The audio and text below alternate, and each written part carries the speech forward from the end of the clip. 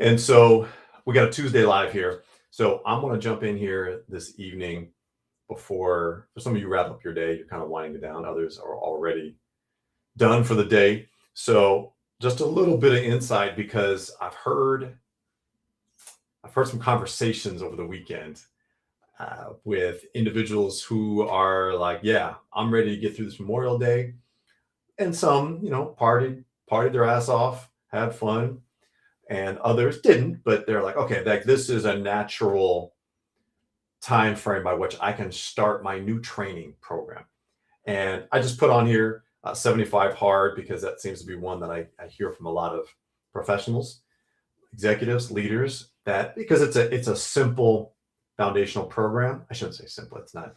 It's simple to organize. It's not easy to do. I totally honor and respect that it's hard, especially if you don't have a standard. So what I know is that many of these people are going to fail, and you probably be one of them. That's not a weakness. That's not me judging. I just know that this is a common practice, and it may not be this particular program, but it could be any particular program that incorporates health or meditation, uh, structure, discipline. That oftentimes are going to fail and kind of go back to where you were before you even started it. And I'll equate this to a very common example that's used, and that is lottery ticket winners. Those people that win the Powerball or Mega Millions, and all of a sudden they're a millionaire, but the standard by which they're living is not a millionaire status, a standard. And their operating system is of who they were prior to getting the money.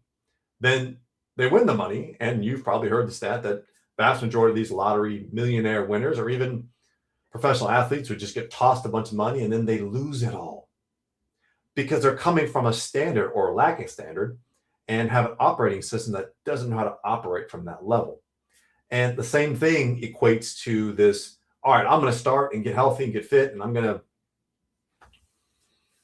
stop drinking alcohol, and I'm gonna get disciplined this time. I'm gonna do it. And you may have seen some changes in the past. You may have seen a little bit of success. Far more than often, people go back to who they were, what they were doing, and they do the most common challenge that most face, and they become the victim. Ah, man, it's that program. That program is too hard, or it is, I have kids, and so or I've got to work and I got to be in at 8 a.m. or I got to leave at 6 p.m. Then I got to come home. I got to cook meals. And it's just they blame, they complain, and they justify as to why they can't do it. So, friends, this is not something that is exclusive to any particular individual. It's the vast majority of people. And so I know you're going to quit. You're coming off Memorial Day. You're already going to quit. And it doesn't mean you're weak. It doesn't mean it's what's not possible for you. It's just that operating system, that standard isn't there. And so before you start your next, hey, I'm going to go get fit and ripped and lean and program, there's a lot of foundational work that needs to be done first. And I'll even throw in here the rage around peptides. People want to jump in and start taking peptides. And look, I'm not using any peptides. Not to say that I won't in the future. I'm studying them. I'm learning about them. And I'm trying to figure out how they can fit into my standard of how I operate and what I want to accomplish. And so I'm getting there, but I'm building I've built a base, and we'll continue to build a stronger base so that peptides are just an added benefit to it. That way, when I get up peptides, it's not like I'm starting over from zero or I don't have a strong foundation. So most people read this, and I use the 75 hard just because it was something that was talked about over the weekend from executives to college students and everyone in between, professionals. They're going to stop alcohol. They're going to be reading books during the week, and they're going to journal, and they're going to do a bunch of workouts. And then the whole idea is 75 hard is if you miss a day, then you got to start over. And That may happen a couple times, and then people just quit. Like, I wasn't very good at it. And so what this is people think that these programs are going to build an operating system for you. And it doesn't work that way. See, 75 Hard or the Murph or the HIIT programs or the Rocks or CrossFit or whatever training, just pick one. It doesn't matter. These are all great programs. They work for people. And it's obviously finding one that works for you. But what these programs really do is they are a mirror back to you. They don't create an operating system. They reveal the one that you have or you don't. This is the mirror principle. So when you have a setback, when it doesn't work for you, all it's doing is just exposing you. A friend, you're being exposed by these programs. And what they're exposing to you is not that you don't have the willpower or the discipline or the time to do it all. It just exposes where you are lacking a standard for yourself.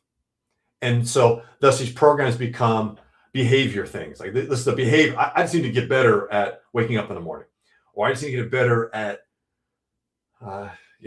getting my second workout in, or reading more books. Or this is not a behavior thing. This is operating system. And this is, look, for me, I wish I could tell you that, look, I lost 100 pounds and I got fit and ripped, and because I did these things, and I can't share that with you. That's not my journey. I was a former professional athlete. Once my career ended, yeah, it sucked, and I had to kind of adjust some things. But I didn't let myself go. I didn't stop training. It was just in me. It was just a standard by which I had for myself.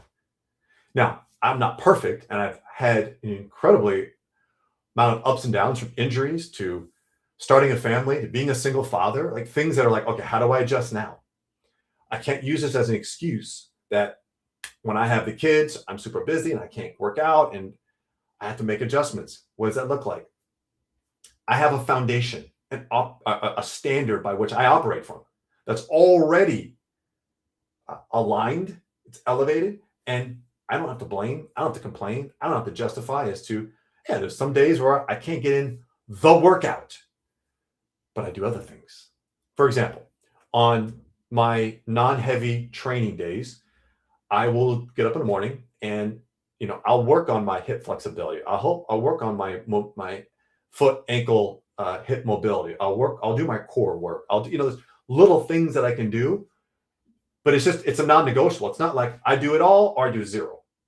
There's always something that I do. In fact, I heard a quote from Ray Lewis, former a Hall of Fame NFL football player. He says, I stay ready, so I don't have to get ready. And I love that, because that's always something that I've embodied. I'm ready to go. Like, we need to get in a race. I'm ready. I don't have to worry about, am I going to tear a hamstring? Am I going to blow a knee out? I am doing the workouts so that I am ready to go. Now, yes, I am competing and training. I compete at the master's level of track and field. So I like to run fast. I like to jump high and jump far. And I want to tell you, I am 51 years old. I am in the top, I don't know, 1%, 5%, 10% of for us, like men my age. As far as my health, internally, externally, I take no prescription drugs. I don't take any testosterone. I don't take any peptides. And again, not that those things are wrong or bad. Those are fantastic. They work for people, especially those that need them. Amazing. I'm just not at a point, and not to say that I won't use them in the future. It's just I'm not at a place right now where I need those.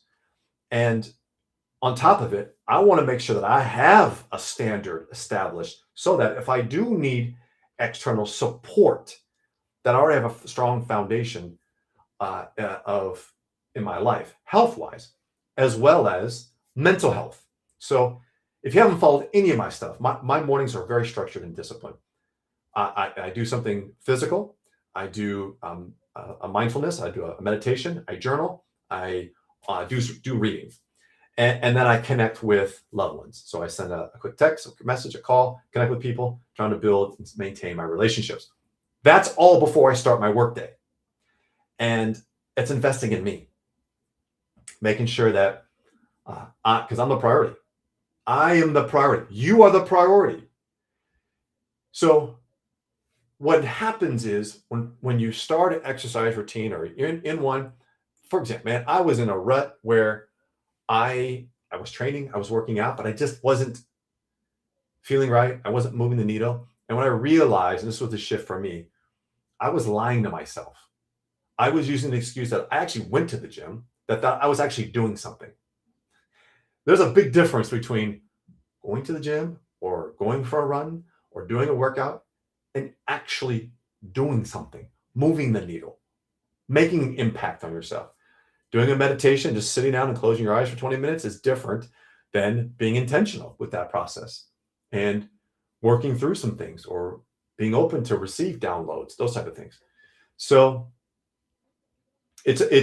I was in that place and I really had to get to the truth. And the truth, as I just mentioned, was I was going through the motions and chalking it up as I was being healthy.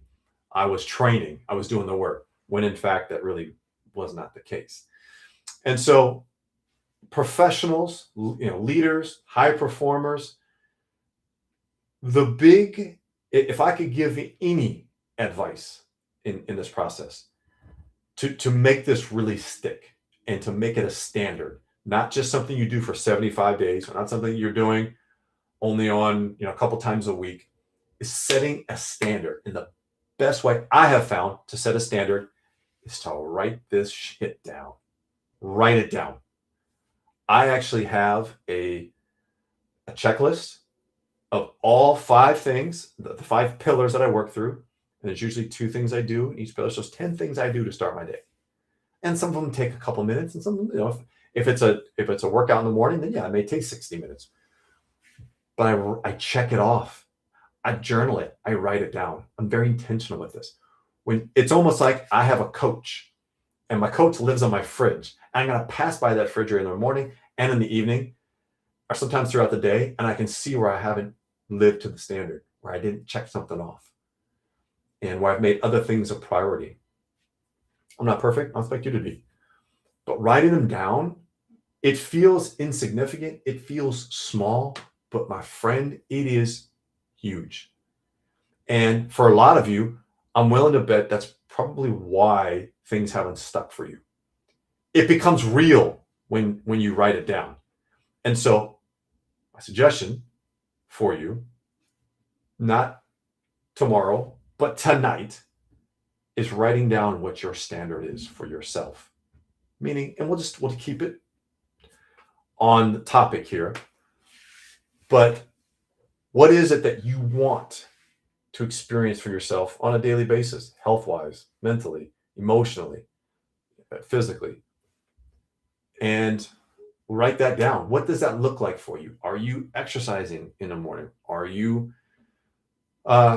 doing something mentally to challenge yourself, growing, reading a book?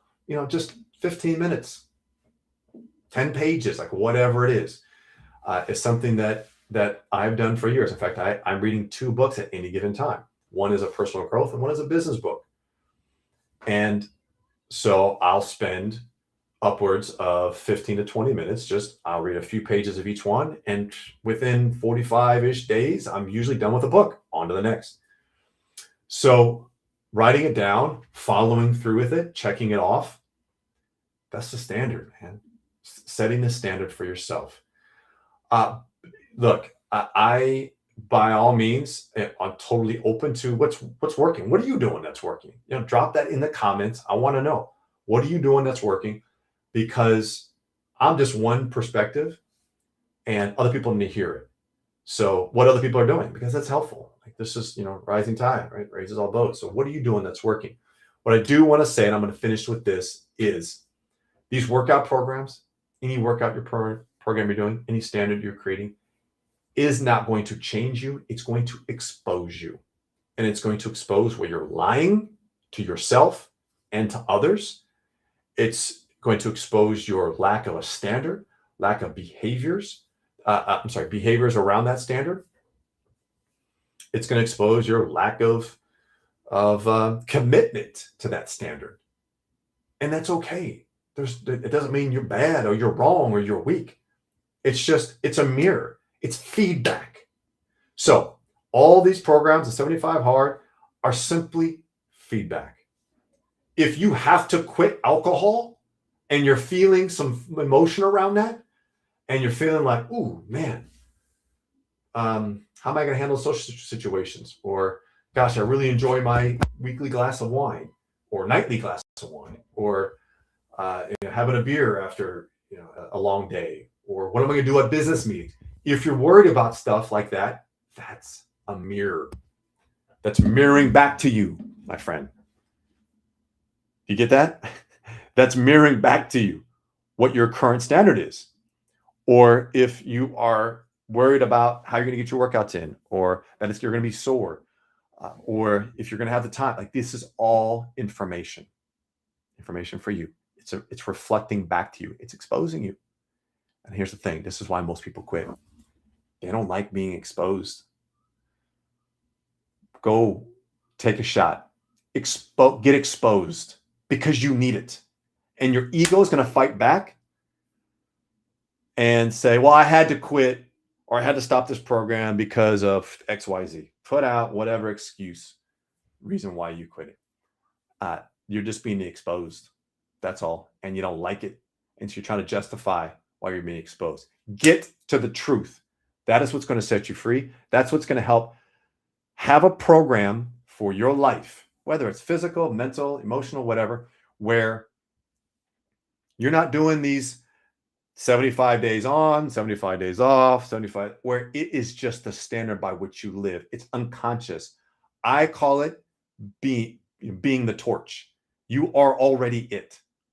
You are the standard. You live it. You embody it. You don't have to think about it. You don't have to schedule it. You just are it. That's the power of being the torch. You be it. You are it.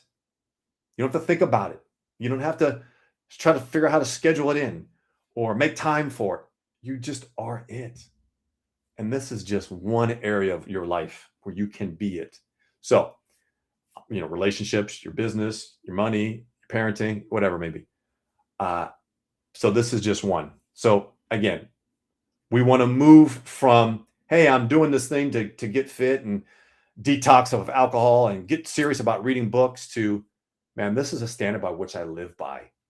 This is what I do, non-negotiable, period, end of story. I don't care if I'm married to you. I don't care if you're my child. I don't care if I do business with you. This is the way I stand. This is who I am. And now you embody it. You are it. You get to be it versus trying to do it. So don't do a 75 hard. Just be it. And that's the standard of what you live by. If you have questions around it, around the mirror, how this is exposing you, how this is feedback and reflecting back to you, by all means, drop it in the comments. Subscribe to the channel for more so you can get more insight around this. Happy to help and be of service. Go be it, my friends, and watch your, developing a standard. Watch the